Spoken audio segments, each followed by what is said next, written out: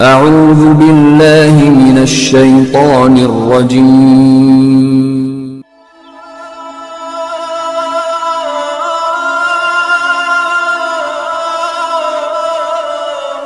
بسم الله الرحمن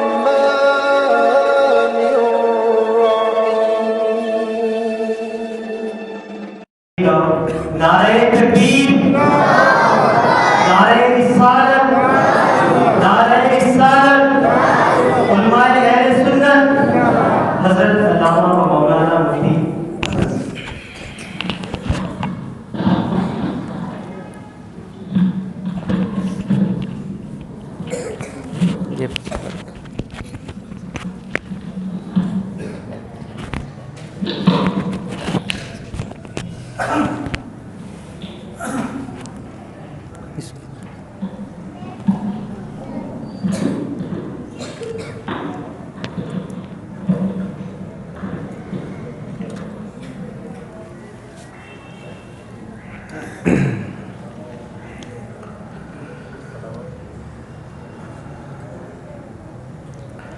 الحمد للہ وکفا والصلاة والسلام على عباده الذين اصطفى اما بعد فاعوذ باللہ من الشیطان الرجیم بسم اللہ الرحمن الرحیم قال الله تبارك وتعالى في القرآن المجيد والفرقان الحميد سبحان الذي أسرى بعبده ليلا من المسجد الحرام إلى المسجد الأقصى الذي باركنا حوله لنريه من آياتنا إنه هو السميع البصير صدق اللہ مولانا العظیم وصدق رسوله النبی الکریم الامین ونحن على ذلك لمن الشاہدین والشاکرین والحمد للہ رب العالمین مولاي صل وسلم دائما ابدا على حبیبک خیر الخلق كلهم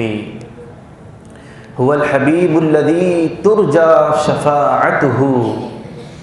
لكل هول من الأهوال مقتحم محمد سید الكونین والثقلین والفریقین من عرب ومن عجم یا رب بالمصطفى بلغ مقاصدنا واغفر لنا ما مضى یا واسع الكرم اللہ جلالہ وعم نوالہ واتم برہانہ عز و جل کی حمد و توصیف اور حضور مفخر موجودات زینت بزم کائنات غم گسار زمان سید سروراں خاتم النبیین سید المرسلین حضور احمد مجتبی محمد مصطفیٰ صلی اللہ تعالی علیہ وآلہ وسلم کی بارگاہ اقدس کے اندر ہدیہ درود و سلام پیش کرنے کے بعد میری نہایت معزز و محتشم سامعین کرام السلام علیکم ورحمۃ اللہ وبرکاتہ۔ اللہ تبارک و تعالی کا ہم پر یہ احسان، اس کی یہ رحمت کہ اس نے ہم لوگوں کو اس بات کے لیے چن لیا کہ ہمیں اپنے پیاروں کا ذکر کرنے والوں میں سے بنا دیا۔ یقیناً بے شمار لوگ ایسے ہوں گے جو اس وقت بھی فضولیات میں پڑے ہوئے ہوں گے، جو اس وقت بھی اپنے اوقات کو ایسے لا یعنی کاموں کے اندر مشغول رکھا ہوا ہوگا کہ جس سے ان کو کچھ بھی اجر و ثواب حاصل نہیں ہو رہا ہوگا، لیکن اللہ تبارک و تعالیٰ کی یہ ہم پر توفیق، ہم پر رحمت، اس کا یہ کرم کہ ہم اس کے پاک گھر یعنی مسجد کے اندر حاضر ہوئے، ہم اللہ تبارک و تعالیٰ کا اس پر شکر ادا کرتے ہیں اور باری تعالیٰ سے یہ دعا بھی کرتے ہیں کہ اے باری تعالیٰ ہمیں ہماری زندگیوں کے اندر بار بار اس طرح کے مواقع عطا کر کہ ہم تیرے پیارے کا ذکر کرتے رہیں اور تیرے عبادات کے اندر اپنی زندگیوں کو صرف کرتے رہیں۔ آج کی رات یقیناً رحمتوں والی رات ہے، عظمتوں والی رات ہے۔ اس رات کو یقیناً بہت ہی قدر و منزلت حاصل ہے۔ اس رات کے حوالے سے جو خاص اس کو فضیلت حاصل ہوئی وہ آپ صلی اللہ تعالی علیہ وآلہ وسلم کی نسبت ہے۔ بہت سی راتیں ہیں، ان راتوں میں تو ہم یہاں جمع نہیں ہوتے، ان راتوں میں تو ہم عبادات نہیں کرتے، ان راتوں میں ہم ذکر نہیں کرتے۔ یہ 27 مرجب حضور کے اس دنیا کے اندر آنے سے پہلے اس کو کوئی وقت حاصل نہیں تھی۔ حضور کے اس دنیا میں آنے سے پہلے یہ رات عام راتوں کی طرح تھی۔ یہ رات جس طریقے سے دیگر ایام ہیں، جس طریقے سے دیگر شبیں ہیں، یہ شب بھی ویسے ہی شب تھی۔ اس شب کو جس چیز نے رفعت عطا کی، جس چیز نے بلندی عطا کی، اس شب کو دوسری شبوں پر جس چیز نے اس شب کو ممتاز کیا، وہ میرے اور آپ کے آقا حضور صلی اللہ علیہ وسلم کی نسبت ہے۔ تو حضور کی نسبت جس چیز کے ساتھ بھی مل جائے اس چیز کو بھی رفعت و بلندی حاصل ہو جاتی ہے۔ حضور خود تو بلند ہے، حضور کا نام، حضور کی نسبت جس شخص کے ساتھ جڑ جائے، جس چیز کے ساتھ جڑ جائے، اس چیز کو بھی بلندی حاصل ہو جاتی ہے۔ اس رات کو شب معراج کی وجہ سے آج ہم اور آپ جانتے ہیں، حضور کی معراج کی وجہ سے، حضور کا اپنے رب کو دیدار کرنے کی وجہ سے اس رات کی واقفیت ہمیں اور آپ کو ہوئی۔ تو حضور کی نسبت ہے جس کی وجہ سے اس رات کو بھی معراج حاصل ہو گئی۔ شب معراج کا واقعہ آپ سنتے ہی رہتے ہیں، ابھی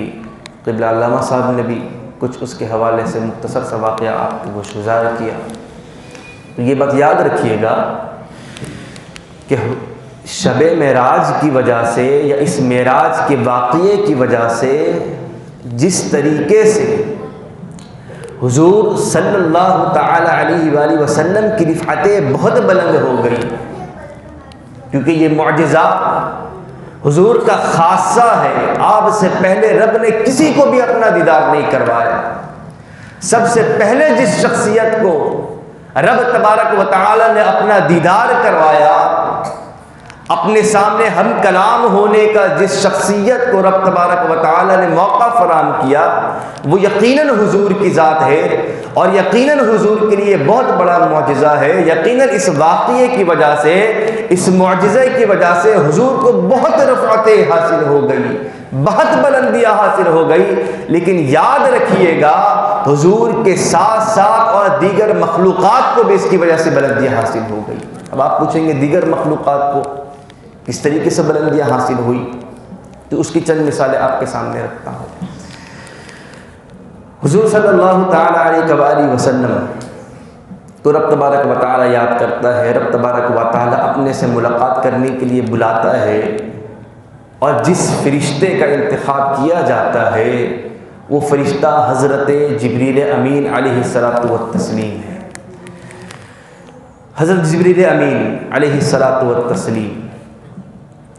آپ کو اس معراج کا صدقہ کس طریقے سے ملا؟ حضور کے لیے معراج منزلت کے لیے، رفعتوں کے لیے، بلندیوں کے لیے سبب ہے، لیکن دیگر مخلوق کے لیے بھی سبب ہے۔ کس طریقے سے؟ حضرت جبریل امین یقیناً خادم انبیاء ہیں، خادم رسول ہیں، لیکن رب تبارک و تعالی کا جو پیغام حضرت جبریل امین علیہ الصلاۃ والتسلیم کو ملا، اس پیغام کو حاصل کرنے کے لیے حضور صلی اللہ تعالی علیہ وآلہ وسلم سے پہلے جتنے بھی انبیاء گزرے،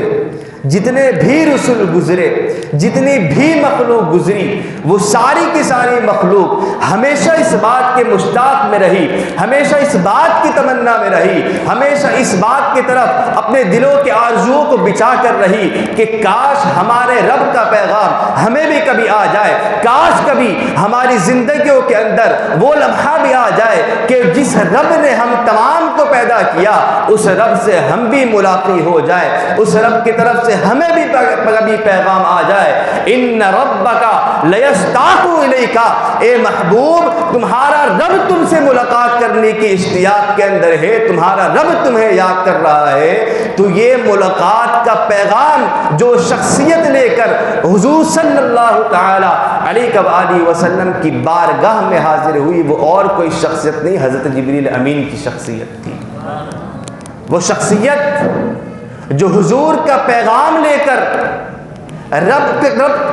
تبارک و تعالیٰ کا پیغام لے کر، پیغام ملاقات لے کر، پیغام محبت لے کر حضور صلی اللہ تعالیٰ علیہ وآلہ وسلم کی طرف آ رہی ہے۔ اس ملاقات کا شرف حضور سے پہلے کسی کو بھی عطا نہیں کیا گیا، کسی شخصیت کو یہ پیغام نہیں دیا گیا۔ اگر وہ پیغام دیا گیا تو حضور کو دیا گیا، اور پیغام لانے کے لیے جس کو بھیجا گیا جبریل امین کو لانے کے لیے بھیجا گیا۔ تو یہ واقعہ معراج کی جو نوازشات ہے وہ جس طریقے سے حضور کو حاصل ہوئی، اس طریقے سے حضور کے وسیلے سے اور بہت ساری مخلوقات کو حاصل ہوئی۔ یاد رکھیے گا حضور صلی اللہ تعالی علیہ وآلہ وسلم جب اس دنیا سے جا رہے ہیں، رب تبارک و تعالی کی طرف جا رہے ہیں، تو حضور صلی اللہ تعالی علیہ وآلہ وسلم انسانیت کے نمائندہ بن کر جا رہے ہیں۔ انسانیت رب تبارک و تعالی کے مخلوق میں اشرف المخلوقات میں سے ہے، انسان اشرف المخلوقات میں سے ہے، لیکن اس اشرف المخلوقات کے اشرف ہونے کا جو واضح صدور ہوا وہ اسی واقعہ معراج کے اندر ہوا کہ رب تبارک و تعالی نے اپنی ملاقات کا شرف اس سے پہلے کسی بھی مخلوق کو عطا نہیں کیا تھا۔ سب سے پہلے جس مخلوق کو ملاقات کا شرف عطا کیا وہ اسی حضرت انسان کو عطا کیا، اور حضرت انسان میں سے جو سب سے افضل البشر ہے اب تبارک و تعالی نے ان کو چنا اور ان سے اپنے ملاقات کا شرف بخشا۔ تو اس واقعہ معراج کے اندر انسانیت کی بھی معراج ہے، اس واقعہ معراج کے اندر انسانوں کی بھی معراج ہے کہ رب تبارک و تعالی سے کلام کا جس کو سب سے پہلے موقع ملا، سامنے کھڑے ہو کر، سامنے آ کر رب تبارک و تعالی سے جس نے سب سے پہلے کلام کیا، جس نے سب سے پہلے ملاقات کی، جس نے سب سے پہلے دیدار کیا، وہ اور کوئی مخلوق نہیں، وہ حضرت انسان ہی تھا۔ یاد رکھیے گا سفر معراج جو ہے نا، جس طریقے سے حضور صلی اللہ تعالی علیہ وآلہ وسلم کے افضل البشر ہونے پر دلیل ہے، حضور صلی اللہ تعالی علیہ وآلہ وسلم کے بشر ہونے کی دلیل ہے سفر معراج میں حضور صلی اللہ تعالی علیہ وآلہ وسلم کی نورانیت کا بھی ظہور ہے۔ سفر معراج کے اندر حضور صلی اللہ تعالی علیہ وآلہ وسلم کے جس طریقے سے بشر ہونے کا اظہار ہے، سفر معراج کے اندر حضور صلی اللہ تعالی علیہ وآلہ وسلم کے نور ہونے کا بھی اظہار ہے۔ ہم حضور کو بشر بھی مانتے، نور بھی مانتے، فقط بشر بھی نہیں مانتے اور فقط نور بھی نہیں مانتے۔ جو حضور کے بشر ہونے کا انکار کرتا ہے وہ قرآن کا انکار کرتا ہے، وہ ذلیل و خوار ہوتا ہے، کافر مرتد ہوتا ہے، اور جو حضور کی نورانیت کا انکار کرتا ہے، اے لوگوں یاد رکھیے گا وہ بھی انسانیت کی معراج کو یقیناً حاصل نہیں کر سکتا۔ تو حضور بشر بھی ہے، حضور نور بھی ہے۔ یہ واقعہ معراج حضور کے اس قضیے کو حل کرنے کا بہترین نمونہ ہے۔ یہاں سے لے کر مدینہ مکہ مکرمہ سے لے کر مسجد اقصیٰ تک کا جانا حضور کے اظہار بشریت کا جو ہے وہ دلیل ہے، اور مسجد اقصیٰ سے سدرۃ المنتہا اور لامکہ تک جانا حضور کی نورانیت کا اظہار ہے کہ وہ مقام آیا تھا نا، جبریل امین کیا کہتے ہیں، اگر میں اس مقام سے آگے بڑھوں گا، اگر اس مقام سے قریب جاؤں گا، لو دنوت فی ھذا المقام، اگر میں اس مکان کے قریب بھی ہوں گا، لاحرقت بالنور، اللہ تبارک و تعالیٰ کے تجلیات کی وجہ سے، اللہ تبارک و تعالیٰ کے نور کی وجہ سے میرے پر جل جائیں گے۔ اس مقام سے آگے بڑھنے والی جو شخصیت تھی، اس مقام سے آگے بڑھنے والا جو نور تھا، وہ میرے اور آپ کے آقا حضور سید المرسلین صلی اللہ تعالیٰ علیہ وآلہ وسلم کا نور تھا۔ حضور صلی اللہ تعالیٰ علیہ وآلہ وسلم کی بشریت کا بھی اظہار ہے، اور اس واقعہ معراج کے اندر حضور صلی اللہ تعالیٰ علیہ وآلہ وسلم کے نورانیت کا بھی اظہار ہے۔ تو حضرت جبریل امین علیہ الصلاۃ والتسلیم نے اس واقعہ معراج سے ان کی معراج ہوئی، ان کی جو ہے وہ نورانیت کے اندر مزید اضافہ ہو گیا۔ اس واقعے کے اندر انسانیت کے بھی معراج ہے کہ آپ سے پہلے کبھی بھی حضرت انسان کو رب تبارک و تعالیٰ سے ملاقات کرنے کا شرف حاصل نہیں ہوا۔ جس شخص کو سب سے پہلے ملاقات کرنے کا شرف حاصل ہوا وہ حضرت انسان، اور ان میں سے افضل البشر حضور صلی اللہ تعالیٰ علیہ وآلہ وسلم تھے۔ اس میں حضور صلی اللہ تعالیٰ علیہ وسلم کی بھی معراج ہے کہ اب صلی اللہ تعالیٰ علیہ وآلہ وسلم سے پہلے کسی بھی مخلوق کو یہ شرف حاصل نہیں ہوا۔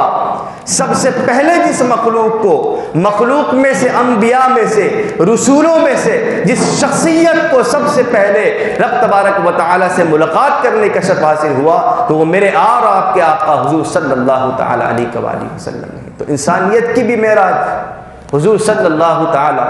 علیہ وآلہ وسلم، جو کہ تمام رسولوں میں سب سے افضل، تمام انبیاء میں سب سے افضل، ان کی بھی معراج۔ اب جس سواری کو حضور صلی اللہ تعالیٰ علیہ وآلہ وسلم کے لیے بھیجا گیا وہ کوئی عام سواری نہیں تھی۔ وہ سواری کون سی سواری تھی؟ وہ سواری براق کی سواری تھی۔ براق کون؟ وہ براق جس کو 40,000 براقوں میں سے انتخاب کیا گیا، جس کو 40,000 براقوں میں سے جس کو چنا گیا، وہ براق حضور صلی اللہ تعالیٰ علیہ وآلہ وسلم کی بارگاہ کے اوپر آتا ہے، حضور صلی اللہ تعالیٰ علیہ وآلہ وسلم کی خدمت کے اندر حاضر ہوتا ہے۔ حاضر ہونے کے بعد اپنی قسمت پر رشک کر رہا ہوتا ہے، اپنی قسمت کے اوپر ناز کر رہا ہوتا ہے، اپنی قسمت پر نازا ہوتا ہے کہ اور بھی براق تھے، ان کا انتخاب نہیں کیا گیا، جس براق کا انتخاب کیا وہ میں کیوں، میرا انتخاب کیا، رب تبارک و تعالیٰ انتخاب کرنے والا، میرے اوپر جو سوار ہوگا وہ اللہ کا پیارا رسول صلی اللہ علیہ وسلم۔ اب ہوتا کیا ہے؟ ہوتا یہ ہے کہ جب حضور صلی اللہ تعالیٰ علیہ وآلہ وسلم براق کے اوپر سوار ہوتے ہیں تو براق وجد میں آ جاتا ہے، براق کانپنے لگ جاتا ہے، تھر تھرانے لگ جاتا ہے۔ اور یاد رکھیے گا یہ تھر تھرانا شرارت کی وجہ سے نہیں تھا، یہ تھر تھرانا اپنے اوپر سے عیب کو دور کرنے کے لیے نہیں تھا، یہ تھر تھرانا اپنے آپ سے شر کو دور کرنے کے لیے نہیں تھا، یہ تھر تھرانا وہی تھر تھرانا تھا کہ جب احد کے مقام پر، احد کے پہاڑ پر جب حضور صلی اللہ تعالی علیہ وآلہ وسلم سوار ہوتے ہیں، ان کے ساتھ ابو بکر صدیق بھی ہوتے ہیں، ان کے ساتھ عمر فاروق بھی ہوتے ہیں، ان کے ساتھ عثمان غنی بھی ہوتے ہیں، تو اس وقت احد پہاڑ بھی تھر تھرایا تھا، اس وقت احد پہاڑ بھی لرزنے لگ گیا تھا، احد پہاڑ بھی ہلنے لگ گیا تھا۔ اس مقام پر حضور صلی اللہ تعالی علیہ وآلہ وسلم نے ارشاد فرمایا تھا، اسبت یا احد، اے احد تھر تھراتا کیوں ہے، اے احد تو ہل کیوں رہا؟ تو احد گویا کہ زبان مقال سے یہ بات کہنا چاہتا تھا کہ اے نبی صلی اللہ تعالی علیہ وآلہ وسلم، آج تو احد کی بھی معراج ہو گئی کہ اس احد کے اوپر حضور صلی اللہ تعالی علیہ وآلہ وسلم بھی ہے، افضل البشر کے بعد جو سب سے افضل، حضور صلی اللہ تعالی علیہ وآلہ وسلم کے بعد جو سب سے افضل ہے وہ صدیق اکبر ہے، وہ بھی آج اس احد پہاڑ کے اوپر ہے۔ صدیق اکبر کے بعد عمر فاروق جو افضل ہے وہ بھی اس پہاڑ کے اوپر ہے، عمر فاروق کے بعد عثمان جو سب سے افضل ہے وہ بھی اس پہاڑ کے اوپر ہے۔ بہت پہاڑ بھی لرزنے لگتا ہے۔ حضور صلی اللہ تعالی علیہ وآلہ وسلم ارشاد فرماتے، اسبت یا احد، احد تھر تھراتا کیوں ہے، رک جا، ٹھہر جا، تیرے اوپر ایک اللہ کا نبی ہے اور اس کے ساتھ صدیق بھی ہے اور اس کے ساتھ 2 شہید بھی ہے۔ تو حضور صلی اللہ تعالی علیہ وآلہ وسلم اللہ کے نبی، صدیق ابو بکر صدیق رضی اللہ تعالیٰ عنہ، اور حضور غیب کی خبر دیتے ہوئے جو کل عمر فاروق کے ساتھ ہونا تھا، کل عثمان غنی کے ساتھ ہو رہا تھا، یعنی شہید ہو رہا تھا، حضور صلی اللہ تعالی وسلم نے اس موقع پر علم غیب کا بھی ظہور ہو گیا، غیب کی دلیل بھی بن گئی۔ حضور صلی اللہ تعالی علیہ وسلم نے اپنے علم غیب کا بھی اظہار کر دیا، فَإِنَّ عَلَيْكَ شَهِيدَانِ، احد تیرے اوپر 2 شہید بھی ہیں۔ جس طریقے سے احد ترترایا تھا نا، وش کی کیفیت میں، سرور کی کیفیت میں، اس کو مزہ آ رہا تھا، اسی طریقے سے براق بھی آج جس مفخر کائنات کی سواری بننا جا رہا تھا، اس کے سواری بننے پر اس براق کو بھی اپنے اوپر رشک آ رہا تھا، اور وہ رشک کے مارے کانپ رہا تھا، تھرتھرا رہا تھا۔ حضور صلی اللہ تعالی علیہ وسلم کی سفر معراج، جس طریقے سے میں نے دعویٰ کیا، اس طریقے سے حضور کے لیے معراج ہے، آپ کے توسط سے بہت سی مخلوقات کے لیے معراج ہے، تو جس طریقے سے جبریل کو معراج حاصل ہوئی، جس طریقے سے انسانیت کو معراج حاصل ہوئی، اس طریقے سے براق کو بھی معراج حاصل ہو گئی۔ اسی طریقے سے معراج کا صدقہ براق کو بھی حاصل ہو گیا کہ جو براق سواری بننے پر نازا ہے، سواری کے ساتھ کسی کو نہیں حاصل ہوا، وہ اس براق کو حاصل ہو رہا ہے، اور حضور کی نسبت اس براق کے ساتھ بھی جڑ رہی ہے۔ اب حضور صلی اللہ تعالی علیہ وسلم براق پر سوار ہوتے ہیں، یہ سواری کس طرح خوش کرتی ہے، رب تبارک و تعالی ارشاد فرماتا ہے، سبحان الذی اسری بعبدہ لیلا من المسجد الحرام الى المسجد الاقصی، پاک ہے وہ رب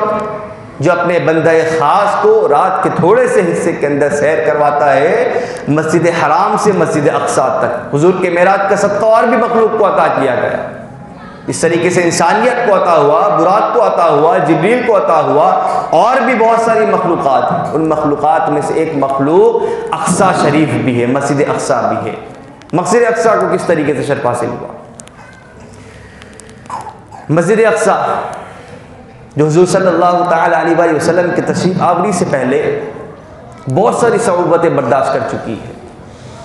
اس کے دیواروں کو بھی گرایا گیا ہے، اس پر سنگباری بھی کی گئی ہے،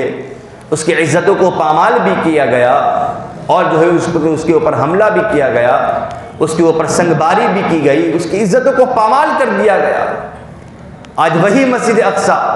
حضور صلی اللہ تعالی علیہ وسلم کی قدم بوسی کرنے کے لیے بھی تڑپ رہی ہے۔ حضور صلی اللہ تعالی علیہ وسلم کی قدم بوسی مکے نے کی، مدینے نے کی، اور وہ مسجد اقصی رسول اللہ صلی اللہ تعالی علیہ وسلم جس کی زیارت کو ہمیشہ مشتاق رہے۔ حضور صلی اللہ تعالی علیہ وسلم مکہ مکرمہ کی طرف قبلہ کرنے سے پہلے مسجد اقصی کی طرف رک کر کے نمازیں پڑھا کرتے تھے، وہاں جانے کے متمنی تھے، اس کا دیدار کرنے کے لیے متمنی تھے۔ وہی مسجد اقصی محبوب صلی اللہ تعالی علیہ وسلم جس کی زیارت کرنے کے لیے مشتاق ہے، وہی مسجد اقصی حضور مفخر کائنات سید المرسلین صلی اللہ تعالی وسلم کی زیارت کرنے کے لیے بھی مشتاق ہے۔ مسجد اقصی حضور صلی اللہ تعالی علیہ وسلم کے تشریف آوری سے پہلے اس کے اوپر کئی مظالم ڈھائے گئے، اس کی عزتوں کو پامال کر دیا، لیکن رب تبارک و تعالی جس کو عزت دے اس کی عزت کبھی کم نہیں ہو سکتی۔ رب تبارک و تعالی جس کی پامالی کو ختم کرنا چاہے، رب تبارک و تعالی جس کو عروج دینا چاہے، اس کو عروج کو کوئی ختم نہیں کر سکتا۔ اللہ کے پیارے رسول نے جس مسجد اقصی کے اندر اپنے پاؤں کو کے حوالے سے قدم رنجا ہو گئے، اس مسجد اقصی کی پامالی کبھی کوئی نہیں کر سکتا، اور اس مسجد اقصی کی نسبت حضور سے جب جڑ گئی تو اس مسجد اقصی کو کبھی کوئی ختم نہیں کر سکتا، اس مسجد اقصی کو کبھی کوئی ختم نہیں کر سکتا، اس کو پامال نہیں کر سکتا۔ رب تبارک و تعالی جس کو عزت دے دے اس کی عزتوں کو کبھی کوئی ختم نہیں کر سکتا۔ حضور صلی اللہ تعالی علیہ وسلم کی نسبت مسجد اقصی سے بھی جڑ جاتی ہے، تو یوں مسجد اقصی کو بھی معراج حاصل ہو گئی۔ کون سی مسجد اقصی؟ وہ مسجد اقصی جس کے اندر تمام انبیاء، تمام رسولان اعظام صف در صف ہو کر بیٹھے ہوئے اور انتظار کر رہے۔ کس کا انتظار کر رہے؟ ہمارے اور آپ کے آقا حضور مفخر موجودہ صلی اللہ تعالی علیہ وسلم کے انتظار کر رہے ہیں۔ وہ زبان حال سے یہ کہنا چاہ رہے کہ آج ہم اس بندے کا دیدار کرنا چاہ رہے ہیں، آج ہم اس بندے کا دیدار کرنے جا رہے ہیں جو بندہ اپنے رب سے ملاقات کرنے جا رہا ہے۔ تو تمام انبیاء صف در صف ہو کر مسجد اقصیٰ کے اندر تشریف فرمائے، حضور کا انتظار کر رہے ہیں، حضور رب تبارک و تعالیٰ کا دیدار کرنے جا رہے ہیں، تو تمام انبیاء و مرسلین زبان حال سے یہ کہنا چاہ رہے ہیں، جس کو رب تبارک و تعالیٰ خاتم النبیین بنا کر بھیجے، جس کو رب تبارک و تعالیٰ قائد المرسلین بنا کر بھیجا، جس کو رب تبارک و تعالیٰ نے سید المرسلین بنا کر بھیجا، جس کو رب تبارک و تعالیٰ نے اتنے عروج عطا کیے، جس کو رب تبارک و تعالیٰ نے اتنی فضیلتیں دی، جس کو رب تبارک و تعالیٰ اپنے ملاقات کے لیے بلا رہا ہے، کیوں نہ آج ہم اس سونے کا بھی دیدار کر لیں، کیوں نہ آج ہم اس حضور مفخر موجودات صلی اللہ تعالیٰ علیہ وآلہ وسلم کا بھی دیدار کر لیں۔ تو قائد المرسلین صلی اللہ تعالیٰ علیہ وآلہ وسلم کا دیدار کرنے کے لیے تمام انبیاء، تمام رسل صف در صف بیٹھے ہوئے ہیں، کس کے اندر؟ مسجد اقصیٰ کے اندر۔ تو یوں مسجد اقصیٰ کو حضور کے وسیلے سے تمام انبیاء کے قدم بوسی کا بھی شرف حاصل ہو گیا۔ حضور صلی اللہ تعالیٰ علیہ وسلم کے واقعہ معراج کا ایک شرف، واقعہ معراج کی وجہ سے ایک نسبت مسجد اقصیٰ کو بھی حاصل ہو گئی، اور اس مسجد اقصیٰ کی شان بھی بلند ہو گئی۔ مسجد اقصیٰ حضور صلی اللہ تعالیٰ علیہ وآلہ وسلم تشریف لاتے ہیں۔ درود پاک پڑھیے گا، اللہم صلی علی سیدنا و مولانا۔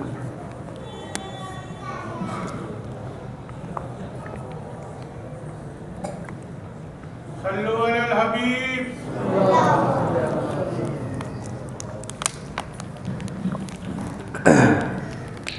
مسجد اقصیٰ کی بات ہو رہی ہے۔ مسجد اقصیٰ حضور صلی اللہ تعالیٰ علیہ وآلہ وسلم تشریف لاتے ہیں۔ مسجد اقصیٰ حضور صلی اللہ تعالیٰ علیہ وآلہ وسلم کی قدم بوسی کرتی ہے۔ تمام انبیاء و رسل حضور صلی اللہ تعالیٰ علیہ وآلہ وسلم کی دیدار سے جو ہے وہ اپنی پیاس کو بجھاتے ہیں، حضور صلی اللہ تعالیٰ علیہ وآلہ وسلم کا دیدار کرتے ہیں۔ واقعہ معراج کی نسبت، اس کی فضیلت جس طریقے سے حضور صلی اللہ تعالیٰ علیہ وآلہ وسلم کو حاصل ہوئی، جس طریقے سے انسانیت کو حاصل ہوئی، واقعہ معراج کی نسبت جس طریقے سے مسجد اقصیٰ کو حاصل ہوئی، یقیناً امت محمدی کو بھی حاصل ہوئی۔ امت محمدی کو بھی معراج کا صدقہ ملا۔ کس طریقے سے ملا؟ یاد رکھیے گا، جب حضور صلی اللہ تعالیٰ علیہ وسلم مسجد اقصیٰ تشریف لائیں، اس موقع پر در منصور کے اندر وہ طویل خطاب لکھا ہوا ہے۔ تمام انبیاء و رسول گاہے بگاہے تشریف لاتے ہیں، ایک کے بعد دیگر تشریف لاتے ہیں، اور اپنی فضیلتوں کا اظہار کرتے ہیں۔ رب تبارک و تعالیٰ کی طرف سے ان کو جو فضیلت حاصل کی گئی، رب تبارک و تعالیٰ کی طرف سے جو انعامات تمام انبیاء و رسول پر کو عطا کیے گئے، تمام انبیاء و رسول آتے ہیں، خطاب کرتے ہیں، اپنی فضیلتوں کا اظہار کرتے ہیں، اپنی فضیلتوں کا اعلان کرتے ہیں، اس کے بعد وہ جاتے ہیں، دیگر انبیاء آتے ہیں۔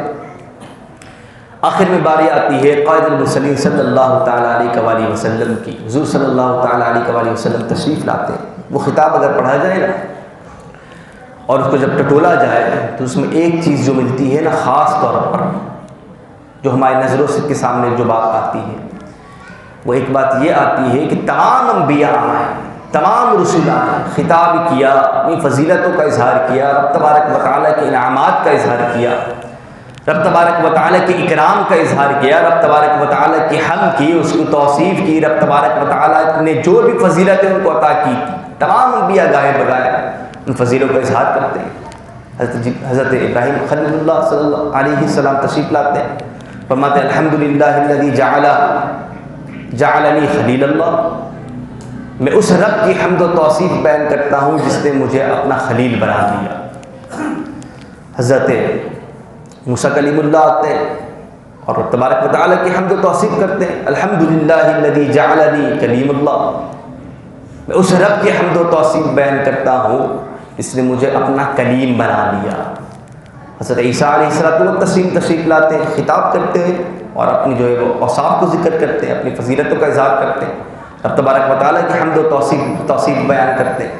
لیکن رب تبارک و تعالیٰ کی حمد و توصیف بیان کرتے ہیں اور فرماتے ہیں الحمدللہ الذی جعلنی روح اللہ، میں اس رب کی حمد و توصیف بیان کرتا ہوں جس نے میرے ہاتھ کے اندر شفا کو رکھ دیا۔ جب آخر میں قائد المرسلین صلی اللہ تعالیٰ علیہ وسلم تشریف لاتے ہیں نا،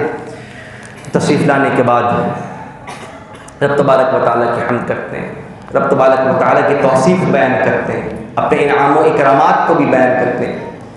لیکن حضور صلی اللہ تعالیٰ علیہ وآلہ وسلم سے پہلے جتنے بھی انبیاء آئے تھے، جتنے بھی مرسلین آئے تھے، ان انبیاء اور ان مرسلین میں سے کسی نے بھی اپنی امتیوں کا ذکر نہیں کیا۔ ان رسولوں میں سے کسی بھی رسول نے اپنے امتیوں میں سے کسی کا بھی جو ہے وہ اعلان نہیں کیا، کسی کے بارے میں بھی نہیں بتایا۔ لیکن جب میرے اور آپ کے آقا حضور سید المرسلین صلی اللہ تعالیٰ علیہ وآلہ وسلم تشریف لاتے ہیں نا، تو دل کے کانوں سے سننے والی بات ہے۔ رب تبارک و تعالیٰ کی حمد کرتے ہیں، رب تبارک و تعالیٰ کی توصیف بیان کرتے ہیں، اس کے ساتھ ساتھ یہ جملے بھی ارشاد فرماتے ہیں، الحمدللہ الذی جعل امتی امتا وسطا، کہ میں اس رب کی حمد و توصیف بیان کرتا ہوں جس رب نے میری امت کو تمام امتوں کا سردار بنا دیا۔ الحمدللہ الذی جعل امتی فاتحا و خاتمہ، میں اس رب کی حمد و توصیف بیان کرتا ہوں جس رب نے میری امت کو فاتح بھی بنا دیا، میری امت کو ابتدا کرنے والا بھی بنا دیا، اور میری امت کو آخری امت بھی بنا دیا۔ ابتدائی امت کس طریقے سے، آخری امت کس طریقے سے؟ آخری امتی ہونا تو ظاہر ہے کہ تمام انبیاء کے بعد جو امت آئی ہے وہ حضور صلی اللہ تعالی علیہ وآلہ وسلم کی امت آئی ہے۔ ابتدائی امت کس طریقے سے؟ کل بروز قیامت جب تمام فیصلے ہو جائیں گے، تمام فیصلے کے بارے میں بتا دیا جائے گا، تو جو امت سب سے پہلے جنت کے اندر داخل ہوگی وہ امت محمدیہ ہوگی۔ تو اس اعتبار سے امت محمدیہ فاتح بھی، ابتدا کرنے والے بھی، اور امت محمدیہ انتہا کرنے والی بھی، آخری امت بھی۔ اور وہ امت جو انتظار میں ہوگی کہ ہم اپنے قائد کے پیچھے پیچھے جنت کے اندر جائیں، حضور صلی اللہ تعالی علیہ وآلہ وسلم حدیث قدسی فرماتے ہیں، رب تبارک و تعالی ارشاد فرماتا ہے، جب تک میں حضور صلی اللہ تعالی علیہ وآلہ وسلم کی امت جنت کے اندر نہیں چلی جاتی، میں تمام امتوں پر جنت کے اندر داخلہ حرام قرار دیتا ہوں۔ تو اللہ تبارک و تعالی نے حضور صلی اللہ تعالی علیہ وآلہ وسلم کے توسط سے امتیوں کو بھی معراج کا صدقہ عطا فرمایا، کہ جس طریقے سے مختلف لوگوں کو اس نسبت کی وجہ سے بخشش و مغفرت ہو جائے گی، رب تبارک و تعالی اس امت کو بھی اس کا صدقہ عطا فرمائے گا، اور معراج کے صدقے سے حضور صلی اللہ تعالی علیہ وسلم کی امتیوں کی بھی بخشش و مغفرت ہو جائے گی۔ امتیوں کو معراج کا صدقہ کس طریقے سے حاصل ہوا؟ ابھی گفتگو جبریل امین علیہ الصلوۃ والتسلیم کے حوالے سے کہ آپ کو معراج کا صدقہ حاصل ہوا۔ حضور صلی اللہ تعالیٰ علیہ وسلم جب سدرۃ المنتہا پر پہنچتے ہیں نا، اور جب حضرت جبریل امین علیہ الصلوۃ والتسلیم ارشاد فرماتے ہیں کہ یا نبی اللہ علیہ السلام، اب میں اس سے آگے مزید نہیں بڑھ سکتا، اگر میں بڑھوں گا تو میرے پر جل جائیں گے۔ اس موقع پر حضور صلی اللہ تعالیٰ علیہ وآلہ وسلم تسلی دیتے ہوئے کہتے ہیں، حضور تمام کے نمائندے بن کر جا رہے ہیں نا، تمام مخلوق کے نمائندے بن کر جا رہے ہیں، تمام انسانیت کے نمائندے بن کر جا رہے ہیں، اور رب تبارک و تعالی کی طرف جو ہے وہ جا رہے ہیں۔ رب تبارک و تعالی کی طرف جا کر تمام امتیوں کا سلام بھی عرض کیا تھا، تمام کے نمائندے بن کر جا رہے ہیں، تو جبریل امین کے بھی نمائندے بن کر جا رہے ہیں۔ تو جبریل امین کو تسلی دینے کے لیے کہتے ہیں، یا جبرائیل، اے جبریل علیہ الصلوۃ والتسلیم، رنجیدہ نہ ہو، اگر کوئی عرضی آپ کی ہے تو آپ مجھے بتا دیں، میں رب تبارک و تعالی کے سامنے اس کو بھی رکھ دوں گا۔ حضرت جبریل امین علیہ الصلوۃ والتسلیم حضور صلی اللہ تعالیٰ علیہ وسلم کی خادمی میں اپنی زندگی گزاری، اور کل بروز قیامت بھی حضور صلی اللہ تعالیٰ علیہ وسلم کی خادمی کر رہے ہوں گے۔ کل بروز قیامت بھی امت محمدیہ صلی اللہ تعالیٰ علیہ وسلم کی خادمی کر رہے ہوں گے۔ کس طریقے سے؟ جب حضور نے پوچھا نا کہ اے جبریل امین، مجھے بتا دیں، آپ کی کوئی عرضی ہے تو مجھے بتا دیں، میں رب تبارک و تعالیٰ کی بارگاہ میں جا رہا ہوں، آپ کی عرضی وہاں پر رکھ دوں گا، آپ کا سلام پیش کروں گا، اگر آپ کچھ چاہتے ہیں رب تبارک و تعالیٰ سے تو مجھے بتا دیں، میں رب تبارک و تعالیٰ کے سامنے وہ بات رکھ دوں گا۔ جبریل امین علیہ الصلوۃ والتسلیم اس موقع پر ارشاد فرماتے ہیں، یا نبی اللہ، اے اللہ کے پیارے نبی صلی اللہ علیہ وآلہ وسلم، اور کوئی عرضی نہیں ہے، اگر کوئی عرضی ہے تو فقط اتنی کہ جب کل بروز قیامت آپ کے امتی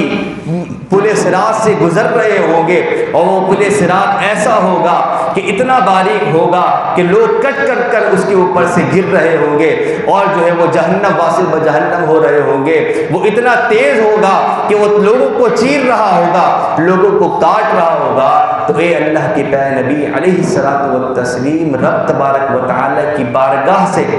فقط اتنی اجازت لے لیجئے گا کہ میرے پر جو ایک پر مشرق کی طرف جاتے ہیں تو دوسرے پر مغرب کی طرف جاتے ہیں، اے اللہ کے پیارے نبی علیہ الصلوۃ والتسلیم، رب تبارک و تعالی سے فقط اتنی سی اجازت لے لیجئے گا کہ میں آپ کے امتیوں کی خیر خواہی کر لوں، آپ کے امتیوں کی خادمی کر لوں، کہ جب آپ کے امتی پورے صراط سے گزر رہے ہوں گے تو آپ کے امتیوں کو کسی طریقے سے پریشانی نہ ہو۔ اے اللہ کے پیارے نبی، آپ اس وقت رب سلم کہہ رہے ہوں گے، رب سلم امتی کی صدائیں بلند کر رہے ہوں گے، اپنے امتیوں کے لیے بخشش و مغفرت کو مانگ رہے ہوں گے۔ تو اے اللہ کے پیارے نبی، میں اپنا بھی کچھ کردار اس کے اندر ادا کرنا چاہتا ہوں، اپنے رب سے فقط اتنی اجازت دلوا دیجئے گا کہ جب آپ کی امتی پورے صراط سے گزر رہے ہوں گے تو میں اپنے پروں کو اس کے اوپر بجھا دوں اور آپ کی امت اس کے اوپر سے آسانی کے ساتھ گزر جائے۔ تو معراج جس طریقے سے تمام مخلوق کے لیے نمونہ ہے، تمام مخلوق کے لیے معراج ہے، تمام مخلوق کو اس کا حصہ حاصل ہوا، تو امت محمدیہ یاد رکھیے گا یہ نسبت سے خالی نہیں ہو سکتی، اس فضیلت سے خالی ہرگز نہیں ہو سکتی، اور اس حصے سے ہرگز خالی نہیں ہو سکتی کہ نبی کریم صلی اللہ تعالی علیہ وآلہ وسلم نے اپنے خادم خاص کی جب یہ عرضی یقیناً رب تبارک و تعالیٰ کی بارگاہ کے اندر پہنچائی ہوگی تو یقیناً رب تبارک و تعالیٰ کی رحمت سے امید کی جا سکتی ہے کہ حضرت جبریل امین یقیناً امت محمدیہ کے لیے اپنے پروں کو بچھائیں گے اور امت محمدیہ آسانی کے ساتھ ان سے گزر رہی ہوگی۔ حضرت جبریل امین علیہ الصلوۃ والتسلیم کو بھی معراج کا صدقہ حاصل ہوا، امتیوں کو بھی معراج کا صدقہ حاصل ہوا۔ اس کے بعد جب اللہ کے پیارے رسول صلی اللہ تعالیٰ علیہ وآلہ وسلم معراج کے لیے جا رہے تھے نا، تو حضرت موسیٰ کلیم اللہ سے ملاقات ہوتی ہے۔ بات سنیے آپ نے، موسیٰ کلیم اللہ حضور صلی اللہ تعالیٰ علیہ وسلم جب نماز کا تحفہ لے کر آ رہے ہیں تو موسیٰ کلیم اللہ سے ملاقات ہوتی ہے۔ وہ سارا واقعہ آپ نے سنا ہوا ہے، 50 نمازوں کا تحفہ دیا گیا، موسیٰ کلیم اللہ بار بار بیچتے ہیں، آخر میں وہ نمازیں 50 کے بجائے 5 رہ جاتی ہیں۔ موسیٰ کلیم اللہ جو رب تبارک و تعالیٰ سے ہم کلام ہوتے ہیں، رب تبارک و تعالیٰ سے گفتگو کرتے ہیں، اس کی گفتگو کی حالت یہ ہے کہ اس کی گفتگو کا اثر یہ ہوا ہے کہ اس بات کو پہچان لیا کہ رب تبارک و تعالیٰ نے جس تحفہ سے اس امت کو نوازا ہے، یہ امت اس کی حامل نہیں ہے، 50 نمازیں نہیں پڑھ پائے گی۔ حضور کو بتا رہے نمازیں کم کروا رہے، یہ موسیٰ کلیم اللہ کے کلام کا صدقہ ہے۔ تو جو موسیٰ کلیم اللہ اس بات کو پہچان لے کہ امت 50 نمازیں نہیں پڑھ پائے گی، وہ موسیٰ کلیم اللہ کے پہلی بار کے اندر یہ نہیں بتا سکتی تھی اللہ کے پیارے نبی 50 نمازیں نہیں پڑھ سکتی، 5 نمازیں کروا لیجئے۔ بار بار موسیٰ کلیم اللہ بھیج رہے حضور صلی اللہ تعالیٰ علیہ وآلہ وسلم کو، حضور بار بار جا رہے، 5 نمازیں کم ہوتی ہیں، 50 سے 45، 45 سے 40، 40 کے بعد 35، آخر میں 5 رہ جاتی ہے۔ تو وہ موسیٰ کلیم اللہ جو اس بات کو پہچانتے تھے کہ رب تبارک و تعالیٰ نے جو اس انعام سے نوازا ہے، امتی اس انعام کے حامل نہیں ہے، امتی اس کی ادائیگی نہیں کر پائے گی، یقیناً بالیقین وہ موسیٰ کلیم اللہ اس بات کو بھی جانتے تھے کہ یہ امت 50 نمازیں نہیں پڑھے گی، 5 نمازیں ہی پڑھے گی۔ اے اللہ کے پیارے رسول آپ جائیے 50 کے بجائے جو ہے 5 نمازوں کو لے کر آئیے، وہ اس بات کو بھی جانتے ہوں گے۔ پھر بار بار حضور صلی اللہ تعالیٰ علیہ وسلم کو کیوں بھیج رہے ہیں؟ حضور صلی اللہ تعالیٰ علیہ وآلہ وسلم تشریف لا رہے ہیں، عرض کرتے ہیں یہ بھی نہیں ہو سکے گا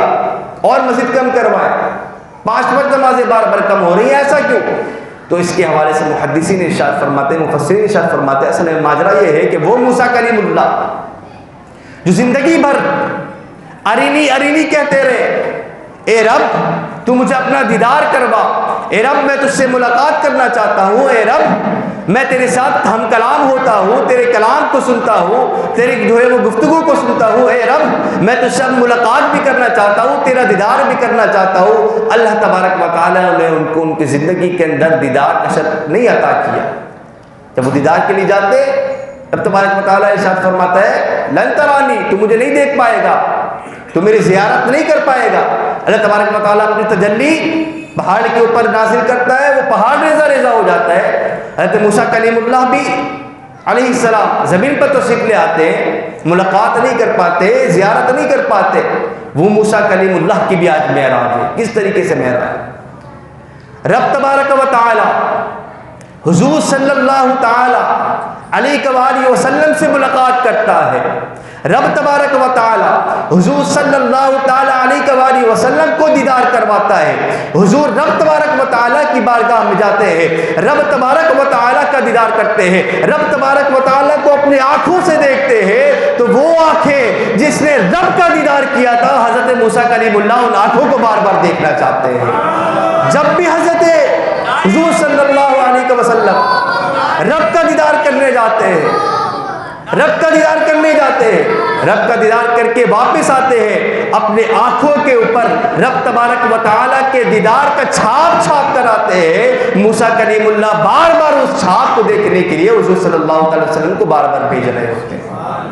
تو اس میں حضرت موسیٰ کلیم اللہ کی بھی معراج ہے۔ اس واقعہ معراج میں تمام مخلوق کی معراج ہے، تمام مخلوق کو اس واقعہ معراج میں سے حصہ ملا، تو یقیناً امت محمدیہ کو بھی اس واقعہ معراج میں سے یقیناً بالیقین حصہ ملا۔ اور واقعہ معراج کے کیا کیا حصے بیان کیے جائیں، یقیناً ہمارے اور آپ کے آقا حضور مفخر موجودات صلی اللہ تعالی علیہ وآلہ وسلم رب تبارک و تعالیٰ کے دیدار سے اپنے پیاس کو بجھاتے ہیں، سر کے آنکھوں سے رب تبارک و تعالیٰ کا دیدار کرتے ہیں۔ یہ بات یاد رکھیے گا، ہمارا یہ عقیدہ اور نظریہ ہے کہ اللہ تبارک و تعالیٰ کا سر کی آنکھوں سے اس دنیا کے اندر کوئی بھی دیدار نہیں کر سکتا سوائے حضور صلی اللہ تعالیٰ علیہ وسلم کی۔ یہ عقیدہ اور نظریہ۔ خواب میں رب تبارک و تعالیٰ کے دیدار کا اگر کوئی اعلان کرے تو اس کی بات کو مانا جا سکتا ہے، اگر اس کی حالت رب تبارک و تعالیٰ کے دیدار کے موافق آتی ہو۔ لیکن اگر کوئی سر کی آنکھوں سے رب تبارک و تعالیٰ کے دیدار کا اعلان کرے گا تو ہم اس کی بات کو اس کے منہ پر مار دیں گے۔ رب تبارک و تعالیٰ کا دیدار، اس آنکھ کے اندر یہ صلاحیت ہرگز نہیں ہو سکتی کہ وہ رب جس کی کوئی حد نہیں، جو لامحدود ہے، رب تبارک و تعالیٰ کی ذات لامحدود ہے، رب تبارک و تعالیٰ کی صفات لامحدود ہے، تو لامحدود چیز عام انسان کی محدود آنکھوں کے اندر ہرگز نہیں آ سکتی۔ اگر کوئی اس دنیا کے اندر رب تبارک و تعالیٰ کے دیدار کا اعلان کرے، رب تبارک و تعالیٰ کے دیدار آنکھوں سے کرنے کا اعلان کرے، تو یقیناً اس کی بات کو نہیں مانا جائے گا۔ حضور صلی اللہ تعالیٰ علیہ وآلہ وسلم تمام مخلوق کی نمائندگی کرنے کے لیے رب تبارک و تعالیٰ کی بارگاہ میں گئے۔ یاد رکھیے گا، نمائندہ وہی بن سکتا ہے جس کا نمائندہ بن کر جا رہا ہے اس کے تمام مسائل کا علم بھی ہو اور ان مسائل کو دور کرنے کی اس کے اندر صلاحیت بھی ہو، وہی نمائندہ بن سکتا ہے۔ جب کسی کو نمائندہ بنا کر بھیجا جاتا ہے نا کہیں پر، تو اس کو بااختیار کر کے بھیجا جاتا ہے، اس کو تمام مسائل کے بارے سے آگاہی بھی دی جاتی ہے اور اس کو اختیار سے بھی نوازا جاتا ہے۔ تو رب تبارک و تعالیٰ نے اس تمام مخلوق کے لیے جس نمائندے کو اپنے پاس بلوایا، یہ بات یاد رکھیے گا، ہمارا عقیدہ اور نظریہ ہے، اس میں رب تبارک و تعالیٰ کے پیارے رسول صلی اللہ تعالی علیہ وآلہ وسلم کے عالم الغیب ہونے کا بھی ظہور ہے، کہ وہ نمائندہ جس کو مسائل کا ادراک نہ ہو، جس کو مسائل کا علم نہ ہو، دنیاوی طور پر وہ نمائندہ نہیں بن سکتا، تو وہ شخصیت جو تمام مخلوق کے لیے نمائندہ بن کر جا رہی ہے، اس کے علم کا یقیناً اس طور پر اندازہ نہیں لگایا جا سکتا جس طریقے سے تمام مخلوق کا احاطہ نہیں کیا جا سکتا، جس طریقے سے تمام مخلوق کو ہم نہیں گن سکتے، تمام مخلوق کا احاطہ نہیں کر سکتے، تمام مخلوقات کے علم کا احاطہ نہیں کر سکتے، جس طریقے سے تمام مخلوقات کو ہم گن نہیں سکتے، تمام مخلوقات کا ادراک نہیں کر سکتے، تو جو نمائندہ تمام مخلوقات کے حوالے سے نمائندہ بن کر جا رہا ہو، اس کے علم کا بھی احاطہ نہیں کیا جا سکتا، اس کے علم کو ہم اور آپ یقیناً نہیں شمار کر سکتے، اس کا علم مخلوق کے اعتبار سے کلی ہے، اس کا علم مخلوق کے اعتبار سے بہت زیادہ بڑھ کر ہے، اس کا علم مخلوق کے اعتبار سے لامحدود ہے۔ تو حضور صلی اللہ تعالی علیہ وسلم کو اللہ تبارک و تعالیٰ نے عالم الغیب بھی بنایا، علم غیب خود بھی عطا کیا، اور یہ علم غیب رب تبارک و تعالیٰ کے سامنے، رب تبارک و تعالیٰ سے اس کا کوئی تقابل نہیں۔ یہ جو تقابل کیا جاتا ہے یہ تقابل محض باطل ہے۔ ہم جس علم عطائی کی بات کرتے ہیں، علم کلی کی بات کرتے ہیں، وہ علم کلی مخلوق کے اعتبار سے، رب کے اعتبار سے نہیں ہے۔ رب تبارک و تعالیٰ کے علم سے کوئی نسبت نہیں۔ جس طریقے سے سمندر میں سے اگر کوئی ایک جھیل نکل رہا ہو یا کوئی ایک دریا اس کے اندر سے نکل رہا ہو، تو سمندر سے جس طریقے سے اس جھیل اور اس دریا کو کوئی نسبت نہیں، یہ بات یاد رکھیے گا۔ ہم اللہ کے پیارے رسول صلی اللہ تعالیٰ علیہ وسلم کے علم کو حضور کے علم سے نہیں جوڑتے، یہ حضور کے علم سے ہم جوڑتے ہو اور ہمارے اوپر مشرک اور بدعتی ہونے کا فتویٰ جڑ دیا جائے۔ ہم اللہ تبارک و تعالیٰ کے مقام کو بھی پہچانتے ہیں اور اس کے خاتم النبیین کے مقام کو بھی پہچانتے ہیں۔ ہمیں حضور کے علم کو کس طریقے سے بتانا ہے، ہمیں حضور کے علم کا کس طریقے سے اعلان کرنا ہے، ہم وہ بھی جانتے ہیں، اور وہ جان کر علم کلی کا اعلان بھی کرتے ہیں، اظہار بھی کرتے ہیں، اور رب تبارک و تعالیٰ کا جو علم ہے اس کے حوالے سے بھی بتاتے ہیں۔ رب تبارک و تعالیٰ کے علم سے حضور کے علم کو کوئی نسبت نہیں۔ حضور کے علم کو جو علم کلی کہا جاتا ہے وہ مخلوق کے اعتبار سے کہا جاتا ہے کہ مخلوق کے اعتبار سے حضور کا علم بہت سے زیادہ ہے، حضور کا علم لا محدود ہے۔ تو اس واقعہ معراج کے اندر حضور کے عالم الغیب ہونے کا بھی پتہ چلتا ہے، حضور صلی اللہ تعالیٰ علیہ وسلم کے علم غیب کا اور علم کے بے کنارہ ہونے کا بھی پتہ چلتا ہے کہ جس طریقے سے مخلوق کی انتہا، مخلوق کی قدر و منزلت اور اس کا احاطہ کوئی نہیں کر سکتا، اسی طریقے سے حضور کے علم کا بھی کوئی احاطہ نہیں کر سکتا۔ تو جو نمائندہ بن کر جاتا ہے عالم بھی ہوتا ہے، عالم ہوتا ہے، عالم کا مطلب جاننے والا بھی ہوتا ہے، ان کے مسائل کا ادراک کرنے والا بھی ہوتا ہے، با اختیار بھی ہوتا ہے۔ تو جب حضور اس مخلوق کے لیے نمائندے بن کر جا رہے ہیں تو وہ عالم الغیب بھی ہے، تمام مخلوقات کے مسائل کا علم بھی ہے، اور یقیناً مختار بھی ہے، ان مسائل کو دور کرنے والے بھی ہے۔ حضور صلی اللہ تعالیٰ علیہ وسلم کو اللہ تبارک و تعالیٰ نے مختار کل بھی بنا کر بھیجا۔ اللہ تبارک و تعالیٰ نے حضور صلی اللہ تعالیٰ علیہ وسلم کو اختیارات سے بھی نوازا ہے۔ وہ اللہ کے پیارے رسول صلی اللہ تعالیٰ علیہ وسلم کے اوصاف بے شمار ہیں، ان کے اوصاف میں سے ایک وصف حضور کی قدر و منزلت مخلوق کی نظر کے اندر تھوڑی سی اور بڑھانے کے لیے، تھوڑا مزید اس کے اندر اضافہ کرنے کے لیے، وہ معجزہ جو آج سے پہلے کسی انبیاء کو، کسی بھی رسول میں سے کسی بھی رسول کو جو معجزہ نہیں عطا کیا گیا تھا، وہ یہ واقعہ معراج تھا۔ اللہ تبارک و تعالیٰ نے یہ واقعہ معراج حضور صلی اللہ تعالیٰ علیہ وسلم کو عطا کر کے حضور کی فضیلتوں کو مزید بلند کر دیا۔ تو ہم آج حضور صلی اللہ تعالیٰ علیہ وسلم سے اپنی نسبت کو جوڑنے کے لیے، حضور صلی اللہ تعالیٰ علیہ وسلم سے محبت کا اعلان کرنے کے لیے، اس کا اظہار کرنے کے لیے آج ہم تمام یہاں پر تشریف فرما ہیں، ہم تمام یہاں پر بیٹھے ہوئے، اور اس امید پر کہ کاش ہماری نسبتیں بھی